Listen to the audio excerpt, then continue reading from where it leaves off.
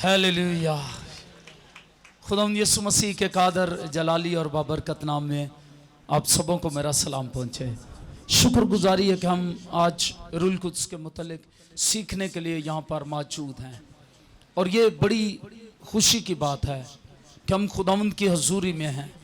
जितना वक्त हम खुदावंद की हजूरी में देते हैं उतना ही ज़्यादा हम खुदा से मोहब्बत करने वाले और खुदा की बात सुनने वाले बन जाते हैं। आमीन। शुक्रगुजारी करते हैं। मैं आज खुदावंद के ज़िंदगी बख्श कलाम में से रूल कुद्स के मुतालिक चंद हकायक बताना चाहता हूँ, और हमारा आज का टॉपिक भी यही है, रूल कुद्स के मुतालिक चंद हकायक। आमीन। सारे तो नहीं, लेकिन कुछ हकायक जो हैं वो मैं बताना चाहता हूँ। चूंकि बहुत सारे लोगों का ये ख्याल है कि शायद रूल कुद्स जो है वो कबूतर है। कुछ लोगों का ख्याल है रूल कुद्स शायद कबूतर है, वो कबूतर की मानद यीशु मसीह पर आया। जिस तरह भी ये बैनर भी आप देखते हैं, उसमें ये किसी ने हमें गिफ्ट किया, कबूतर बना के दिया।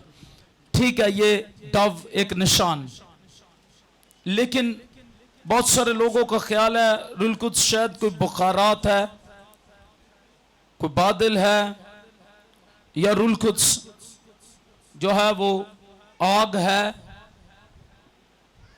मुख्तलिफ ख्यालात हैं लोगों के, लेकिन मैं आपको बताना चाहता हूं रूल कुद्स तसलीस का तीसरा अकनूम है। आमीन।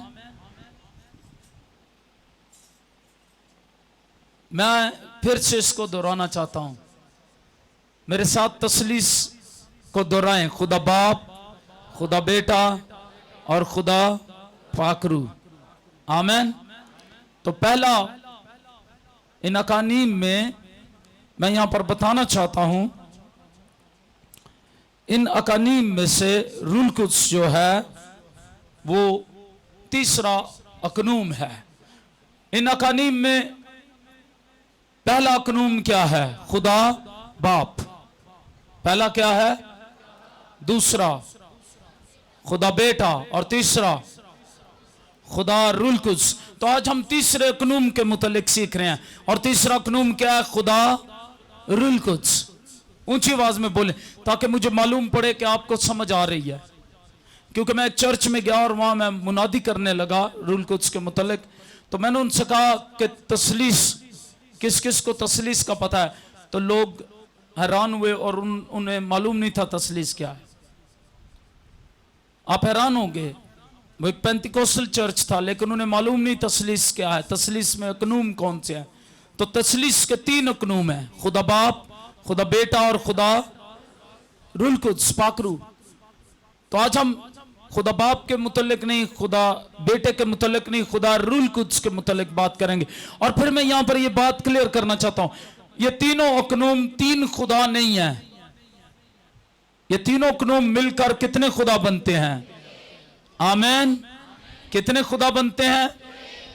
जब तसलीस का टॉपिक हम सीखेंगे फिर हम इसको जरूर सीखेंगे, लेकिन अभी मैं बताना चाहता हूं ये तीनों अकनूम मिलकर कितने खुदा बनते हैं? एक खुदा, एक खुदा है।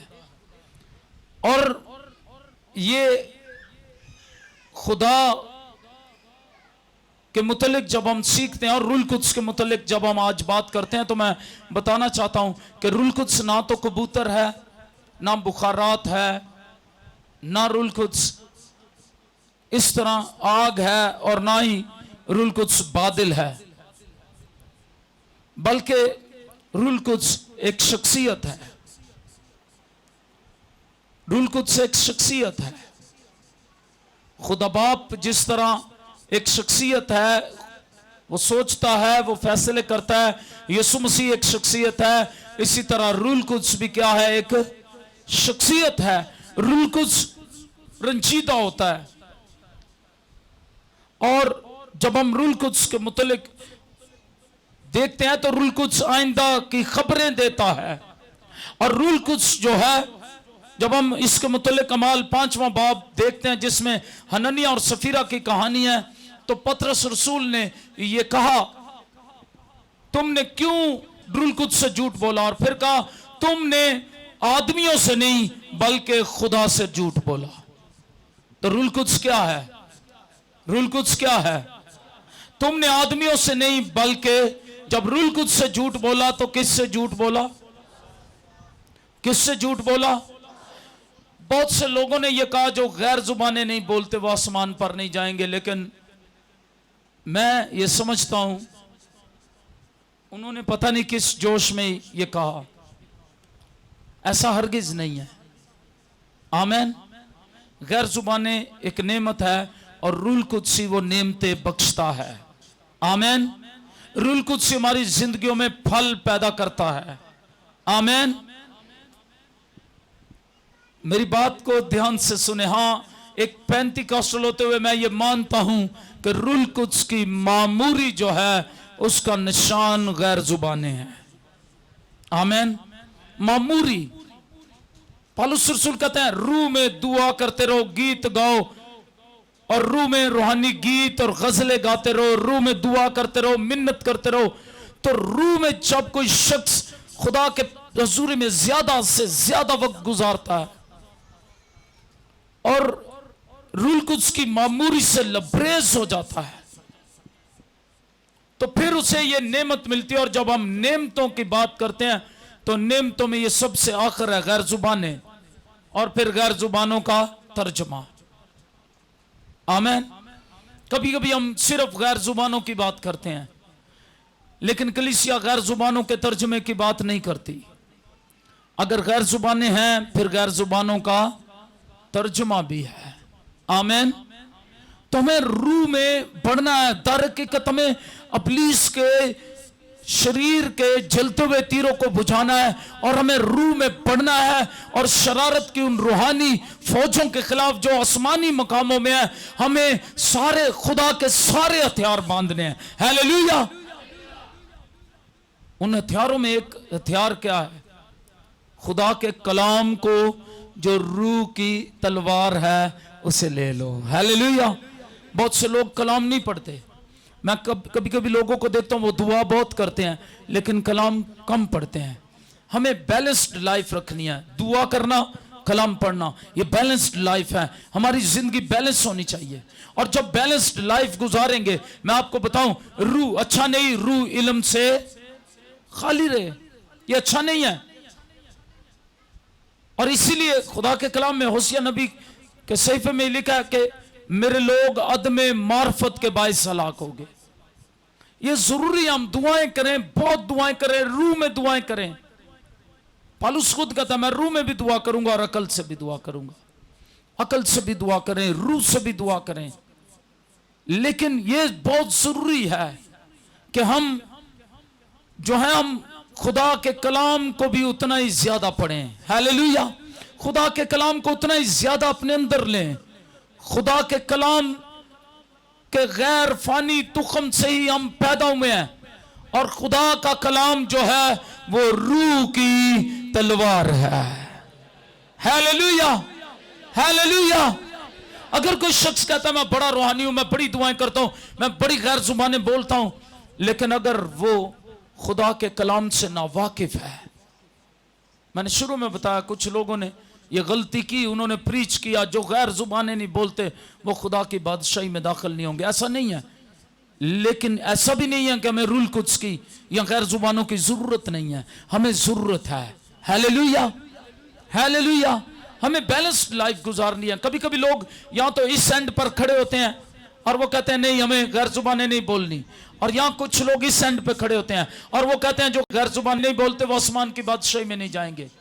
मैं समझता हूं दोनों ही रॉन्ग हैं, दोनों ही ठीक नहीं है। खुदा का कलाम ऐसे नहीं कहता। खुदा का कलाम क्या कहता है? हमें यहां आना है।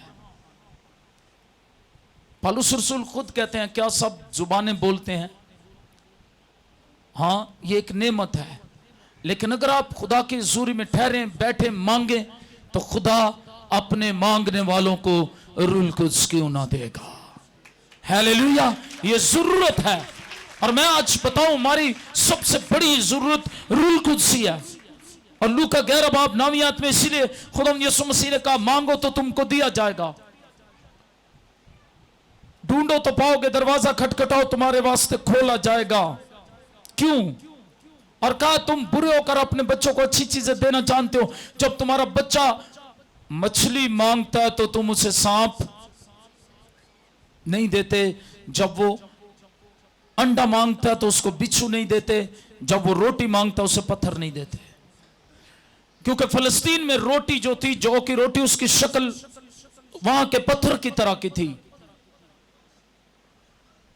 और यीशु मसीह ने कहा तुम अपने बच्चों को धोखा नहीं दे सकते। बिच्छू जब अपने आप को, फलस्तीन का बिच्छू जब अपने आप को यूं इकट्ठा करता तो वो दूर से देखने से अंडे की तरह लगता, उसका कलर उस अंडे की तरह हो जाता, और वो यूं अपने आप को इकट्ठा कर लेता, और कोई बच्चा धोखा खा सकता था दूर से, वो शायद जाकर उसको पकड़े, शायद अंडा है। तो यीशु मसीह ने कहा तुम अपने बच्चों को धोखा नहीं दे सकते। अंडा अगर मांगे तो बिच्छू नहीं दे सकते। और आप जानते हैं कई मछलियां ऐसी हैं जो सांप की तरह की हैं, सांप ऐसे हैं जो मछलियों की तरह के हैं। तो तुम धोखा नहीं दे सकते अपने बच्चों को। अगर वो मछली मांगे तो उनको सांप नहीं दे सकते। क्या धोखा दोगे? कोई अपने बच्चों को धोखा देता है। यीशु मसीह यही कह रहे हैं, जब तुम अपने बच्चों को धोखा नहीं दोगे तो तुम्हारा आसमानी बाप अपने मांगने वालों को रूल कुछ क्यों ना देगा। हालेलुया। रूल कुछ जरूरत है, हम सबकी जरूरत है, किसी एक की नहीं। बिशपों ने, डीकनों ने माना है रूल कुछ की कुव्वत को, रूल कुछ की कुदरत को, रूल कुछ के कामों को। इसलिए हमें रूल कुछ का इनकार नहीं करना, लेकिन हमें दूसरों को परेशान भी नहीं करना कि अगर कोई गैर जुबानें नहीं बोलता तो आसमान की बादशाही में नहीं जाएगा। और ना ही हमें इस एंड पर खड़ा होना कि हमें, कुछ लोगों ने गैर जुबानों की नकलें उतारी, कुछ लोगों ने रूल कुछ के खिलाफ बातें की। हां, इंसान में कमी हो सकती है, खुदा में नहीं है। याद रखें, अगर कोई रूल कुछ से मामूर है, गैर जुबानें बोलता है, पाक रूह से मामूर है, तो हो सकता है उससे कोई गलती हो जाए। लेकिन जब हम पैदाइश पहला बाब पढ़ते हैं तो वहां पर लिखा खुदा ने इब्तिदा में क्या बनाया और फिर क्या किया, और जमीन वीरान और गहराव के ऊपर, और खुदा की रूह पानी की सतह पर। खुदा की रूह क्या कर रही थी? खुदा का रूह जुम्बश कर रहा आज भी। हालेलुया। तो खुदा का रूह जब जुम्बश करता है, अगर इंसान गलती करे, तो मैं आपको बताना चाहता हूं खुदा का रूह क्या करता है। वहां जुम्बश की खुदा के रूह ने, तो वहां अंधेरे को किस में बदल दिया? हालेलुया। खुदा का रूह जुम्बश करता है, हमें सजा देने के लिए नहीं, हमें दुरुस्त करने के लिए। आमीन। हमें ठीक करने के लिए। जहां वैरानी और सुनसानी थी, वहां खुदा के रूह ने जुम्बश की और शादाबी बख्श दी। हालेलुया। खुदा का रूह जुम्बश कर रहा आज भी,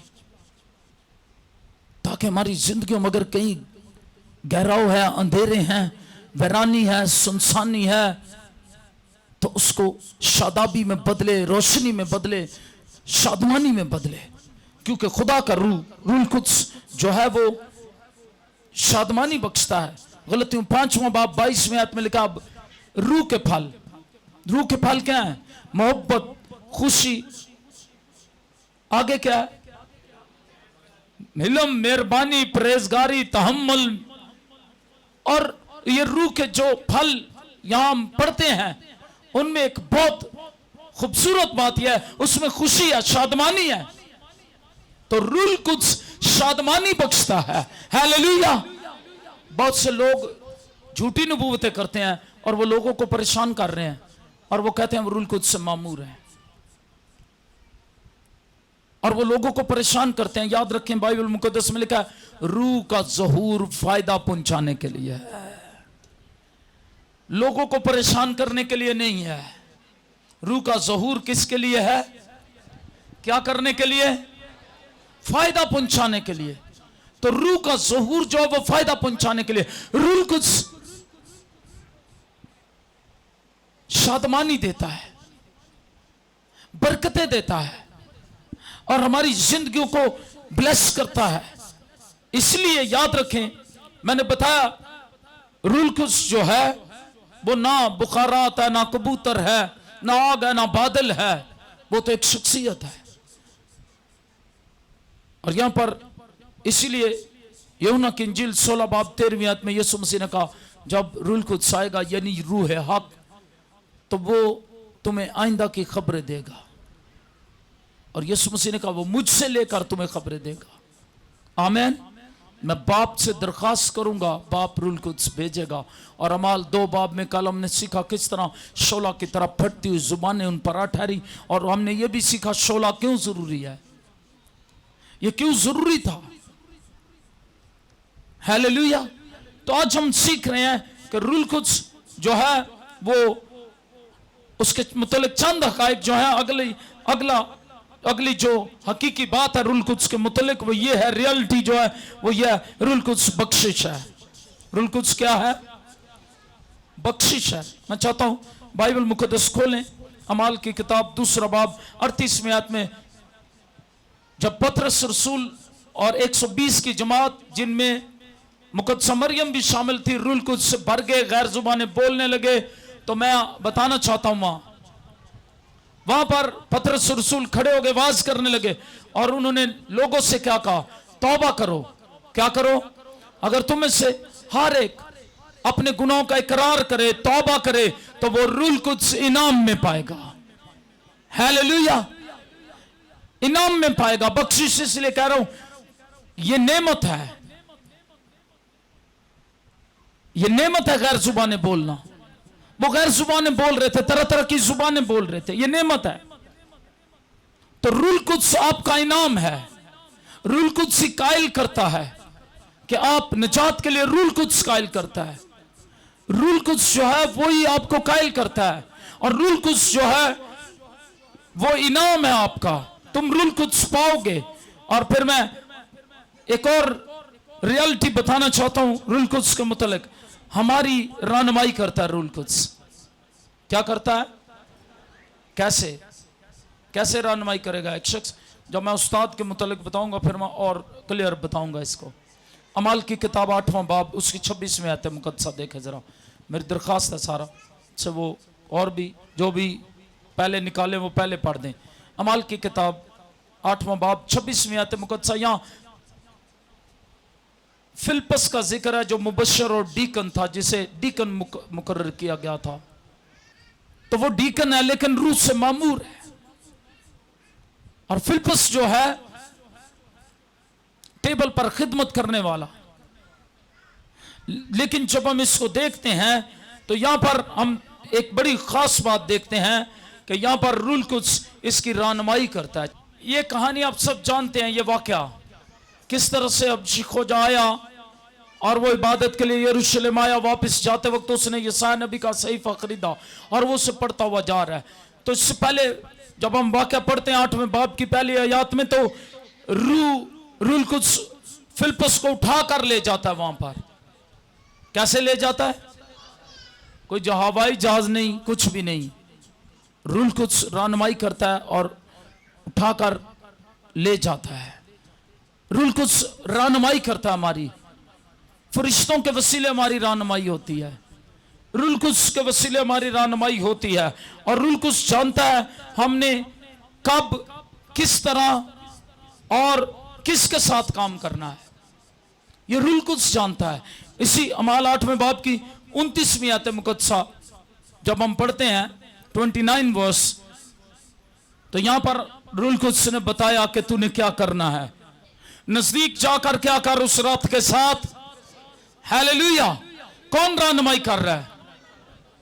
रूल कुद्स रहनुमाई कर रहा है। जब मैंने एक किताब पढ़ी हमारे भाई बख्त सिंह की, जब मैंने किताब पढ़ी मैं हैरान हुआ। एक दिन वो बताते हैं वो बाल कटवाने के लिए एक हेयर ड्रेसर के पास जाने लगे, तो रूल कुद्स ने रोका, नहीं, इस हेयर ड्रेसर से बाल नहीं कटवाने। मुझे उस किताब का नाम शायद यही है जो मैं कह रहा हूं यहां। तो खुदा के रूह ने भाई बख्त सिंह को रोका और कहा इस हेयर ड्रेसर से बाल नहीं कटवाने तूने। बड़े परेशान हुए, बाल बड़े हुए थे काफी दिनों के। भाई बख्सिंग तो परेशान हुए, मैंने बाल कटवाने थे, मेरे बाल बड़े हुए हैं, ये रूल कुद्स ने मुझे क्यों रोका? वो रूल कुद्स को सुनने के लिए बड़े हसास थे। मैं इसीलिए कहता हूं जब आप खुदा के ज़ुरी में वक्त गुजारते हैं, आप रूल कुद्स को सुनने के लिए हसास हो जाते हैं। मेरी भेड़ें मेरी आवाज सुनती हैं और वो मेरे पीछे चलती हैं, और वो गैर की आवाज को नहीं पहचानती। रूल कुद्स की आवाज सुनने के लिए हमारे कान उस वक्त ट्यून होते हैं, हमारा दिल उस वक्त ट्यून होता है, हमारी सोचें उस वक्त ट्यून होती हैं जब हम खुदा के ज़ुरी में वक्त गुजारने वाले बन जाते हैं। तो जब भाई बख्सिंग कहते हैं मैं वापस आ गया, और फिर शायद उसी दिन या अगले दिन कहते हैं मैं एक जगह जा रहा था, तो रूल कुद्स ने मुझे कहा, एक हेयर ड्रेसर आया और रूल कुद्स ने मुझे कहा इससे बाल कटवा लो। कहते हैं मैंने कहा ठीक है, और मैं उस बाल काटने वाले की कुर्सी पर बैठ गया, और कहते हैं जो ही मैं बैठा कुछ गुफ्तगू शुरू हो गई, और इसके बाद जितनी देर वो मेरे बाल काटता रहा मैं कलाम की बातें करता रहा, और जब उसने कलाम बाल काटना बंद किए तो वो पूरे तौर पर निजात पाने के लिए तैयार हो चुका था। हालेलुया। ये रूल कुद्स का काम है। मैं हमेशा कहता हूं गैर जुबानें हमें इसलिए नहीं दी गई, रूल कुद्स इसलिए नहीं दिया गया कि हम एक दूसरे को एंटरटेन करते रहे गैर जुबानें बोल बोल के। रूल कुद्स इसलिए दिया गया कि हम चाहें काम करें, खुदा की बात को सुने। कमाल की किताब पहला बाब 8वीं आयत मुकद्दसा में, जब रूल कुद्स तुम पर नाज़िल होगा तुम कुव्वत पाओगे, और यरूशलेम यहूदिया सामरिया और जमीन की इंतहा तक मेरे। तो क्या बनना है हमें? रूल कुद्स का मकसद क्या है? हालेलुया। ऊंची आवाज में हाथ खड़ा करके कि हमने गवाह बनना है। सिर्फ रूल कुद्स नहीं, रूल कुद्स का मकसद समझना है। रूल कुद्स का मकसद है, यीशु मसीह ने मकसद साथ बता दिया। कुव्वत पाओगे, डुनामिस पावर, जो नाकारा लश्कर को कुव्वत देकर, फौज के नाकारा दस्ते को कुव्वत देकर, एक फौज का दस्ता थक जाता है और फिर उसके लिए कुमक आती है, राशन आता है, चीजें आती हैं, और वो खा पी कर दोबारा ताजा दम हो जाते हैं। हालेलुया। डुनामिस पावर का ये मतलब है, या इससे डायनामाइट निकला है, डायनामाइट की तरह की पावर। मैंने कल भी बताया कैसी पावर आ जाएगी, कैसी पावर। फिर बुज़दिल और इनकार करने वाले शागिर्द इकरार करने वाले और दलेर हो गए। हालेलुया। दलेर गवाह बनने के लिए, आमीन। तो क्या बनना है? दलेर गवाह। वो डायनामाइट लोहे का टुकड़ा है, अगर उसको आग ना लगाई जाए तो किसी काम का नहीं, लेकिन जब आग लगाई जाती है पहाड़ों में रखकर पहाड़ रेजा रेजा हो जाते हैं। इसलिए जब ये डुनामिस पावर आपके अंदर आएगी तो ये बदी के पहाड़ों को और इब्लीस के कलों को रेजा रेजा कर देगी, इब्लीस की कुव्वत को ये रेजा रेजा कर देगी, और आप दलेर गवाह बनकर यीशु मसीह की गवाही देंगे। बुज़दिल नहीं, बुज़दिल खुदा की बादशाही में दाखिल। आमीन, आमीन। इसलिए ये याद रखना है, रूल कुद्स हमारी रहनुमाई करता है। रूल कुद्स की आवाज को सुनने के लिए हमें हसास होना है। लेकिन मैं फिर कहूंगा झूठी नबूवतें नहीं करनी। नबूवतें कलीसिया की तरक्की के लिए, फायदे के लिए है, लोगों को परेशान करने के लिए नहीं है। मुझे आपके मुतल्लिक ये नबूवती कलाम मिला है। इधर एक पिछले दिनों में किसी ने कहा, किसी की बीवी के मुतल्लिक कहा कि उसकी बीवी से लड़ाई होगी और उसने कहा, इसको बीवी को उसने भेज दिया बच्चों समेत अपने मेके, और उसके भाई ने नबूवत की कि आप इस बीवी को छोड़ दो, खुदा का रूह मुझे कह रहा है, और आप किसी और लड़की या एक उससे शादी कर लो। ये खुदा का रूह ऐसे कह सकता है? कलाम में लिखा है जब किसी की बीवी जिंदा है वो दूसरी शादी नहीं करे, ये गुनाह है, बदी है। खुदा नफरत करता है ऐसी बातों से। कैसी नबूवतें खुदा की तरफ से हैं? बोले ऐसे लोग, मैं हमेशा कहता हूं वो खुदा के गुनहगार हैं और खुदा उनसे जरूर एक दिन हिसाब लेगा। मैं हमेशा कहता हूं नबूवतों के मामले में बहुत केयरफुल रहें। नबूवतों के मामले में ये शरीयत थी, अगर ये हुक्म था शरीयत में, लॉ, और लॉ में कमांडमेंट था। एक कमांडमेंट था। वो क्या था? अगर कोई नबी 3 दफा झूठी नबूवत करे उसे संसार कर दिया जाए। कुछ लोगों ने वतीरा बना लिया नबूवतें करने का, पूरी कोई भी ना हो पाए, नबूवतें करते रहते हैं। मैं खुद सोचता हूं ये बड़ा हसास मामला है।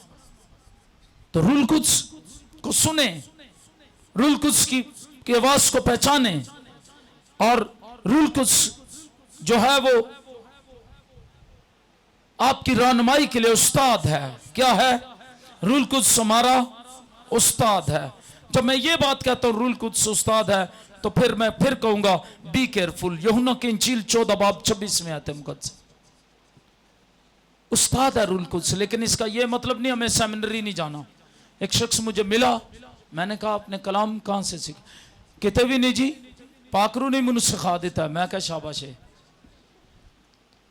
और मैं क्या कहता भाई, इतने साल मैंने सेमिनरियों में वक्त गुजारा है। यीशु मसीह ने कहा था तुम्हें याद दिलाएगा। रूल कुद्स क्या करेगा? सिखाया किसने था उन्हें कलाम? शागिर्दों को कलाम किसने सिखाया था? किसने सिखाया? 3.5 साल उन्होंने सेमिनरी की यीशु मसीह के साथ, और फिर भी सही समझ नहीं आया। फिर भी सही समझ नहीं आया। अमाउस की राह पर जाते हुए 2 शागिर्दों को फिर सहीफों से, ज़बूर की किताब से, तौरात से तालीम दे रहे हैं यीशु मसीह। और फिर लूका की इंजील में लिखा है उनके ज़हनों को खोला ताकि वो किताब मुकद्दस को समझ सकें। यीशु मसीह ने खोला ज़हनों को। उस्ताद ऐसा कर रहा है। हालेलुया।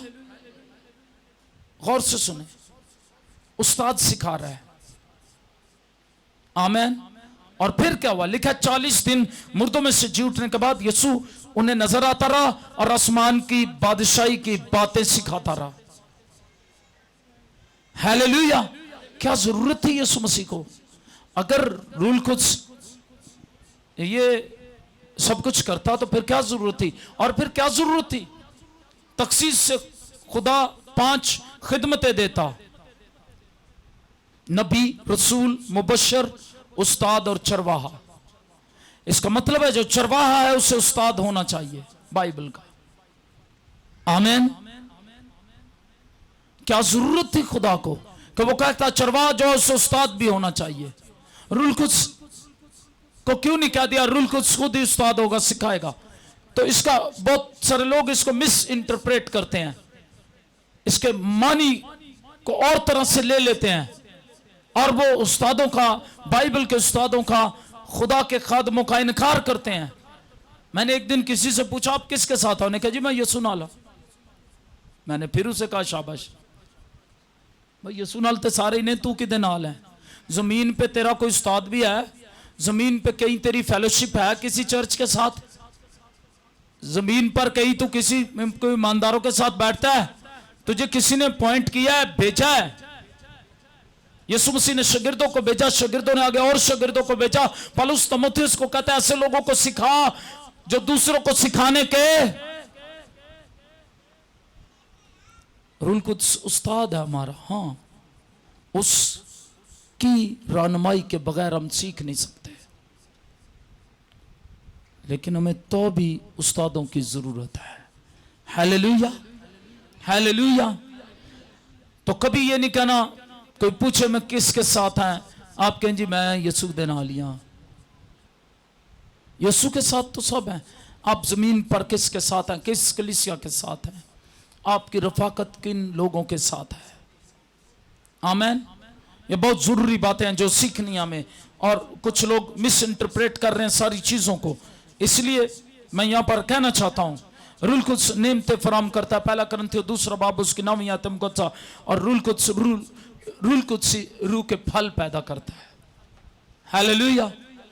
और मैं आपको बताना चाहता हूं आखिरी टेस्ट जो है वो रूल कुद्स की नेमतों का नहीं होगा, आखिरी टेस्ट फलों का होगा।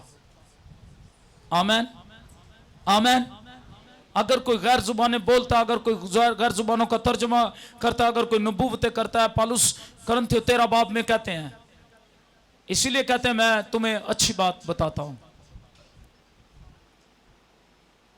और वो कहते हैं अगर मैं आदमी और फरिश्तों की जुबानें बोलूं और क्या ना रखूं तो मैं ठन ठनाता पीतल और झनझनाती। और फिर नेमतों के मुतल्लिक की बातें करते हैं, ईमान इतना कामिल हो जाए पहाड़ों को हटा दूं और मैं मोहब्बत ना रखूं तो मैं कुछ भी नहीं हूं।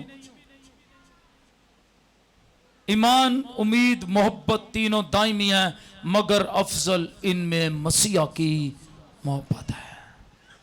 हालेलुया। तो रूल कुद्स की मामूरी अगर आप चाहते हैं आप पर बढ़े तो लाजमी है मसीहा की मोहब्बत आपकी जिंदगी में बढ़ जाए। जब यीशु मसीह की मोहब्बत बढ़ जाएगी, रूल कुद्स की मामूरी बढ़ जाएगी। कुछ लोग ऐसे ही दुआएं करते रहते हैं, मसा मसा मसा दे। कुछ लोगों ने गीत भी बनाया, मसा दे मसा दे मसा। मुझे तो इस समझ नहीं आती कुछ बातों की। मसा क्या है? मसा का मतलब क्या है? मसाज करना, रब करना। जब रूल कुद्स आता है वो हमें रब करता है, मसाज करता है। मसा दे क्या है? बिलीव करें मेरी बात, ये कलाम की बात कर रहा हूं। कुछ लोग पता नहीं कैसे कहां से सीख कर आए, मुझे मालूम नहीं पड़ता, लेकिन उन्होंने रूल कुद्स को पता नहीं अपना गुलाम समझा हुआ है। रूल कुद्स क्या है? मैंने बताया, खुदा है।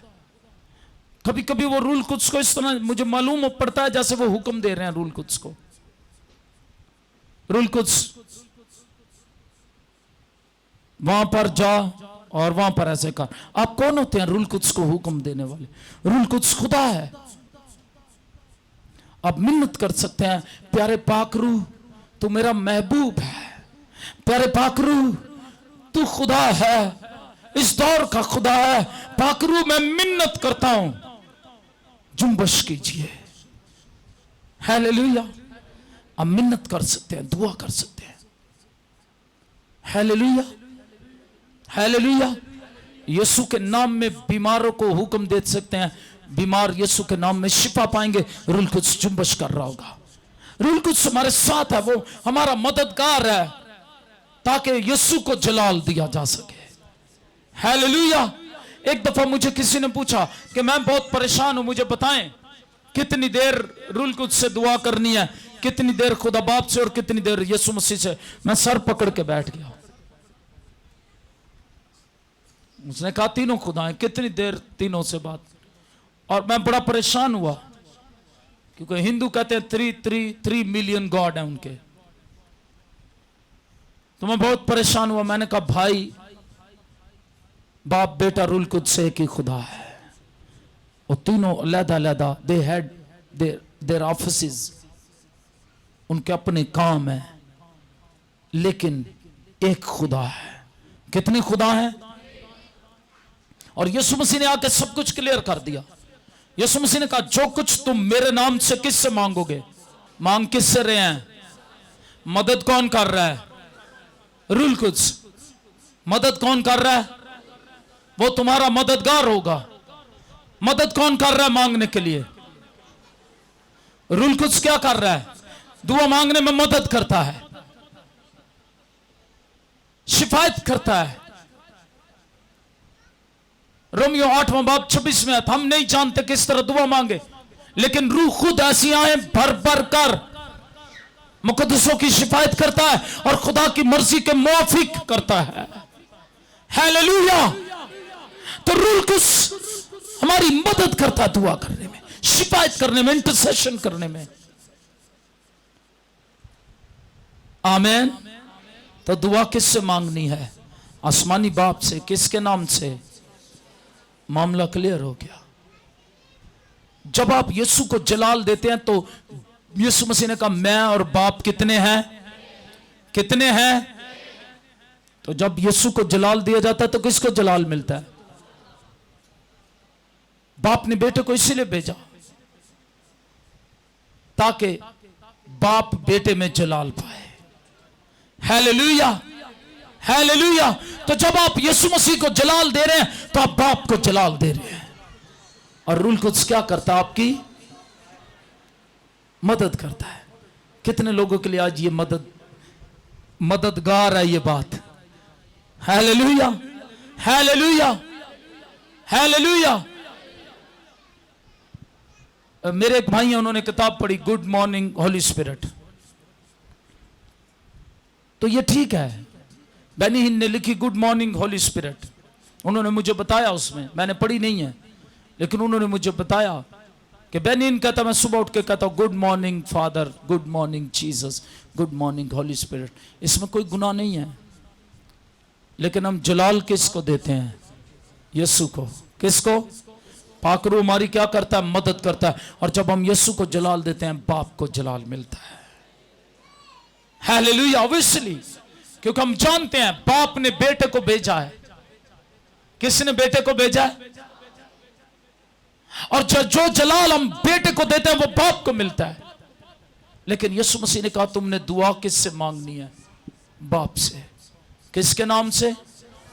और कुछ लोग यीशु बाप ही करते रहते हैं। यीशु बाप नहीं है, यीशु तसलीस में बेटा है। यीशु क्या है? खुदा बाप का इकलौता। बहुत मशहूर आयत मुकद्दसा, उसमें साफ वाज़े लिखा है, क्योंकि खुदा ने यूहन्ना की इंजील 3 बाब कितनवीं आयत है? ऊंची आवाज में बताया कितनवीं आयत है? क्योंकि खुदा बाप ने, जहां खुदा है वहां खुदा बाप, क्योंकि खुदा बाप ने दुनिया से कि उसने,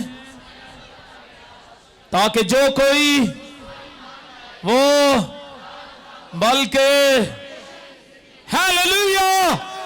तो बाप ने बेटे को भेजा, हम उस पर ईमान लाए, उसे जलाल दे और हमेशा की जिंदगी पाए। रूल कुछ हमारी मदद करता है। आइए अपने पांव पर खड़े हो जाए, आइए शुक्रगुजारी करें। हम पर रूल कुछ की मोहर लगी है। जब हम ईमान लाते हैं हम पर रूल कुछ की मोहर लग जाती है। आइए हम पहले दुआ मांगना शुरू करें। खुदावंद बेदारी को लाए। और याद रखें, बेदारी कब आती है? जब लोग अपने गुनाहों का इकरार करते हैं, जब लोग खुदावंद के लिए अपने आप को वक्फ करते हैं, पेश करते हैं, उस वक्त बेदारी आ जाती है। आइए अपनी जुबानों को खोलें, आइए अपनी जुबानों को खोलें। खुदावंद सरफराजी, बहाली, बरकत लाएगा, बेदारी लाएगा जब आप अपना मुंह खोलेंगे। अपना मुंह खोल, मैं इससे खूब भर दूंगा। अपना मुंह खोल कर दुआ मांगना शुरू करें। शमाना रूशाला रबा खमाना रास्ता ओ लॉर्ड रिसंदो रोबस्तंदा रखेला रोबस्ता। खुदावंद छू अपने लोगों को, खुदावंद सरफराजी को भेज, खुदावंद बहाली को भेज, खुदावंद रेस्टोरेशन आए, खुदावंद छू ले जिंदगियों को। खुदावंद बेदारी को भेज, बेदारी के एक बड़ी लहर को भेज। तेरे लोग तेरे गवाह बन जाए, तेरे सच्चे गवाह बन जाए, इनकी जिंदगियों से मसीह नजर आए। खुदावंद जो बीमारियों से दुख उठा रहे हैं, हर तरह की बीमारियों को यीशु मसीह के नाम से डांटते और बांधते हैं। अपनी बीमारी का नाम लेकर उसे झिड़कना शुरू करें। जो बीमार है अपना एक हाथ अपने सर पर रख लें और एक हाथ आसमान की तरफ बढ़ाएं और अपनी बीमारी को छिड़कना शुरू करें, अपनी परेशानी को छिड़कना शुरू करें। अगर कारोबार नहीं, खुदा उनसे अच्छा कारोबार मांगे। अगर जॉब नहीं, जॉब मांगे। अगर आपके घर में बेइत्मीनानी है, उसे यीशु के नाम से झिड़के। अगर आपके बच्चे नाफरमान है, अपने बच्चों के लिए फरमाबरदारी की रूह मांगे। छुए के को खुदा, जिन बीमारियों को ये नाम लेकर छिड़कते हैं, जिन परेशानियों को छिड़कते हैं, जिन मुश्किलों को छिड़कते हैं, जिन बातों के लिए ये दरखास्त करते हैं, खुदा तूने सुन ले।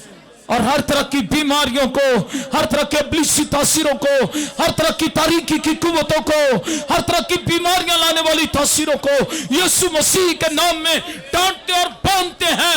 इन जिंदगियों से, इन घरानों से यीशु के नाम में दूर हो जाए। Restoration in the name of Jesus. शाबारोसोतोलो, यीशु के नाम शिफाएं, बहालियां, बरकतें जारी हो जाए।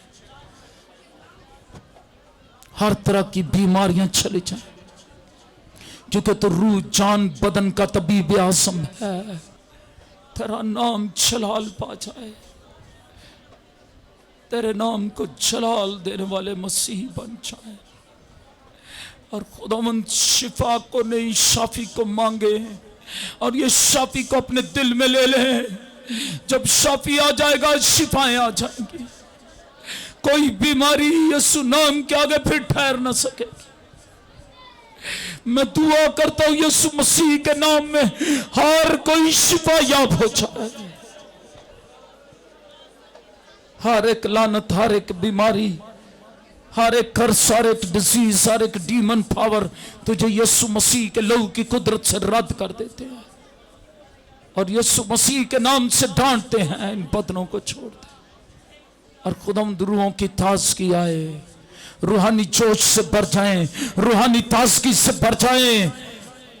रबा सुंदर ऋषि वाला रास्ता शादमानी से भर जाएं, शादमानी आ जाए इन जिंदगियों में और तेरा जलाल जाहिर हो। यीशु मसीह के नाम से मांगते और पा लेते हैं।